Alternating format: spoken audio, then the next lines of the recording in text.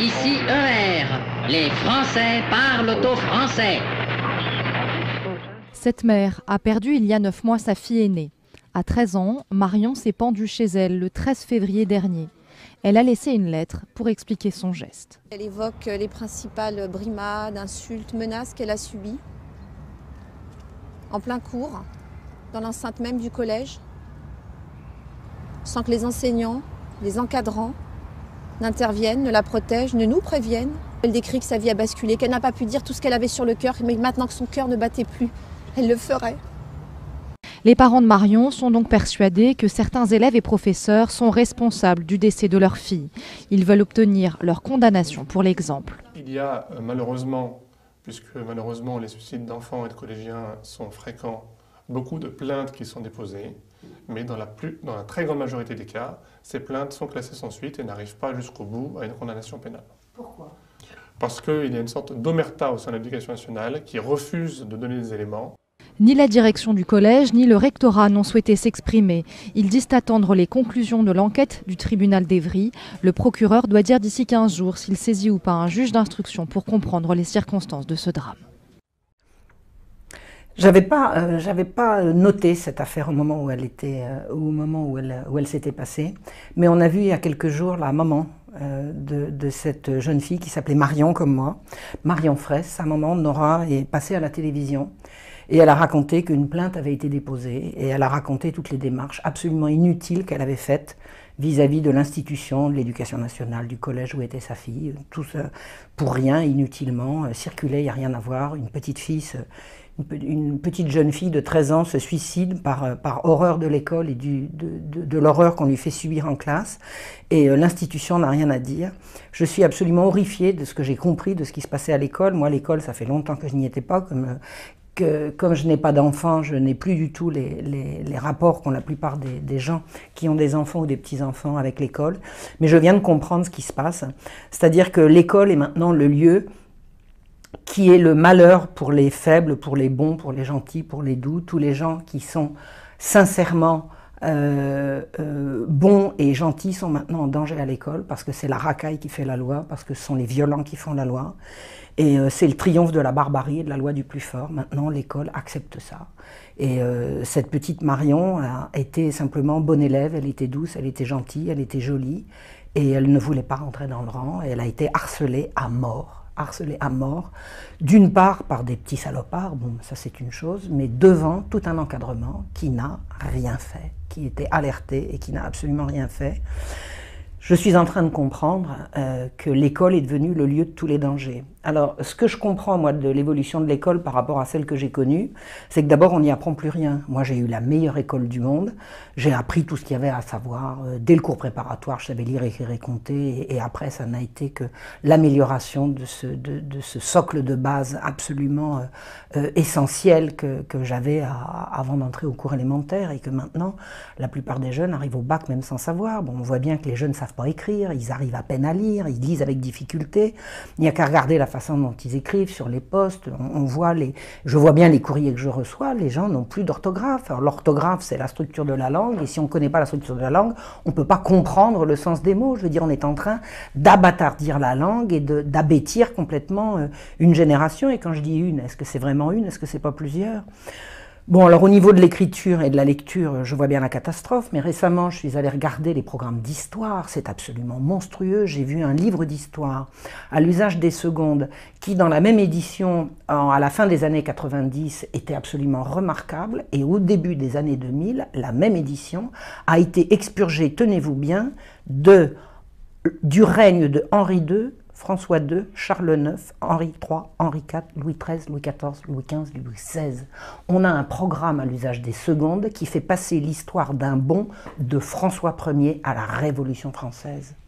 On fait sauter 2 siècles et demi d'histoire, c'est-à-dire que les jeunes vont atteindre la Révolution française en ignorant tout ce qui s'est passé pendant les 250 ans qui ont précédé. Par contre, alors là, on va leur raconter des belles histoires sur les brillantes lumières qui ont précédé la Révolution et grâce auxquelles la Révolution est arrivée. Je pense que c'est absolument monstrueux. Alors l'école n'est plus là pour enseigner. Elle sert à quoi? Eh bien, je viens de comprendre à quoi elle sert. Elle sert à enseigner le sexe et la perversion. J'ai lu, et je ne suis pas la seule à l'avoir lu, je sais que Farida Belgoul en a parlé, et il faut écouter Farida Belgoul là-dessus, elle a des choses remarquables à dire. Mais je suis moi tombée sur cette lettre. Le ministre Vincent Payan a écrit, et il a écrit ça au mois de janvier dernier, la petite Marion était encore vivante quand il a sorti ça. Il a écrit à tous les recteurs en disant, les rectrices et les recteurs, parce que bien sûr, il ne faut pas louper une occasion de faire du féminisme complètement crétin. Il a écrit « La lutte contre l'homophobie en milieu scolaire, public comme privé, doit compter au rang de vos priorités. » C'est-à-dire que la priorité, c'est plus de transmettre le savoir, c'est de lutter contre l'homophobie que personne jusqu'à présent n'a été fichu de définir. Personne ne sait ce que c'est. On a compris que l'homophobie, c'est ce qui s'oppose au desiderata d'un certain lobby qui prétend représenter les homosexuels comme si c'était possible, mais voilà quelle est la priorité de Monsieur le ministre. Et il dit également, tenez-vous bien, je cite, « Je souhaite ainsi que vous accompagniez et favorisiez les interventions en milieu scolaire des associations qui luttent contre les préjugés homophobes. Je vous invite également à relayer avec la plus grande énergie, au début de l'année, la campagne de communication relative à la ligne Azur. Monsieur le ministre demande aux recteurs et aux rectrices, n'oublions pas les rectrices, de faire en sorte que dans leurs établissements, la ligne Azur soit relayée. Vous savez ce que c'est que la ligne Azur? Ben écoutez, je ne vais pas vous le raconter, je vais les citer. Nous sommes à la fois un service d'écoute et un site internet qui informe et soutiennent toute personne, jeune ou adulte, qui se pose des questions sur son attirance et ou ses pratiques sexuelles avec une personne du même sexe. Ça veut dire que Monsieur le ministre a décrété que la priorité pour la prochaine rentrée, c'est pas d'apprendre à lire, à écrire, à compter et à connaître l'histoire de France. C'est apprendre à... Oh, j'ai failli dire un gros mot. Vous avez compris, les pratiques homosexuelles pour les jeunes de tous âges, dès l'école, en luttant contre les préjugés. C'est-à-dire que si vous n'êtes pas d'accord avec ça, vous faites preuve de préjugés. Moi, quand j'étais en fac, on me disait la même chose. Chaque fois que j'attaquais quelque chose qui ne me plaisait pas, on me disait que c'était un préjugé. Non, ce n'est pas un préjugé. Je n'ai pas commencé à juger. J'ai commencé par écouter, par voir, et ensuite j'ai jugé. Eh bien, je suis en droit, à l'heure actuelle, de dire que cette politique-là, ça n'est pas un préjugé, de dire que c'est criminel. Le ministère est en train de faire de la propagande pour la perversion sexuelle dès les plus jeunes âges.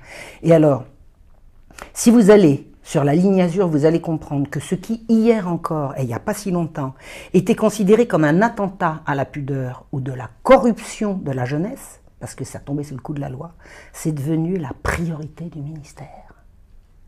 C'est à ça que sert l'école.